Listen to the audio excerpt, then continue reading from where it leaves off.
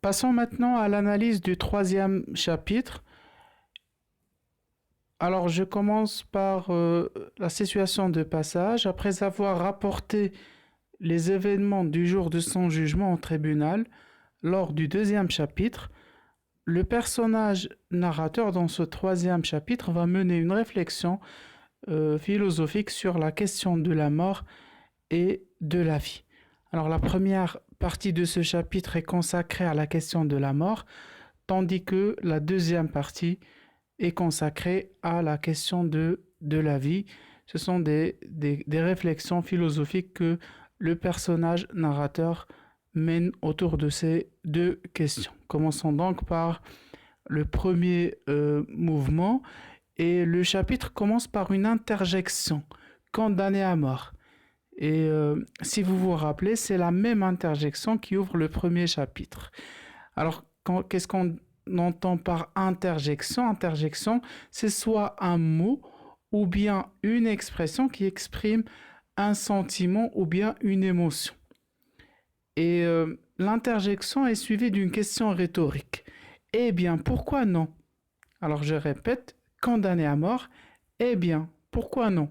Alors, je vous rappelle également que la question rhétorique, c'est une question, mais qui n'attend pas une réponse. Autrement dit, en vérité, ce n'est pas une question, mais plutôt une affirmation. C'est une affirmation.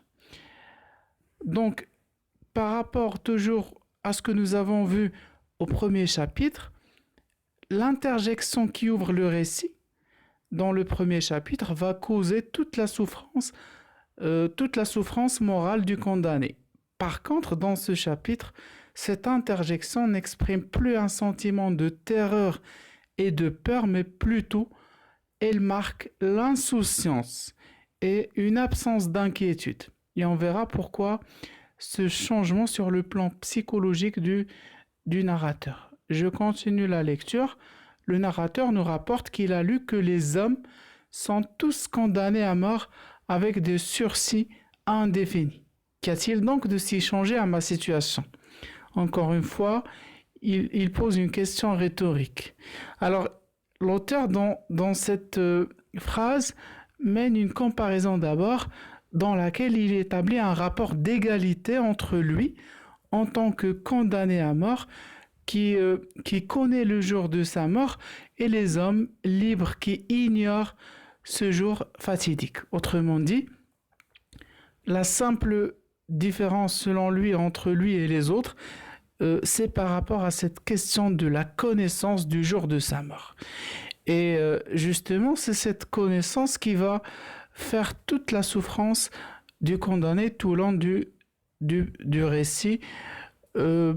La mort en elle-même est une vérité connue, est une vérité acceptée par tous les hommes, sauf que connaître le jour de sa mort, c'est cela qui pose problème et qui cause la souffrance morale de l'homme face à la mort. Et c'est pour cela en général, que nous ne connaissons pas la date de notre mort, parce qu'on va être obsédé par cette idée de la mort et on ne peut pas vivre de cette manière.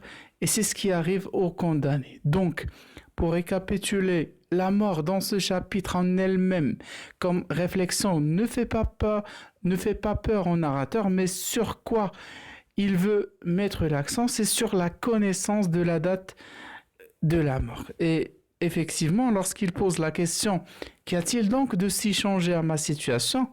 en se comparant aux autres hommes, aux hommes libres, c'est une question encore une fois rhétorique qui montre que le personnage, il se trompe. Pourquoi il se trompe? Parce qu'en pensant qu'il se trouve dans un rapport égalitaire avec les autres,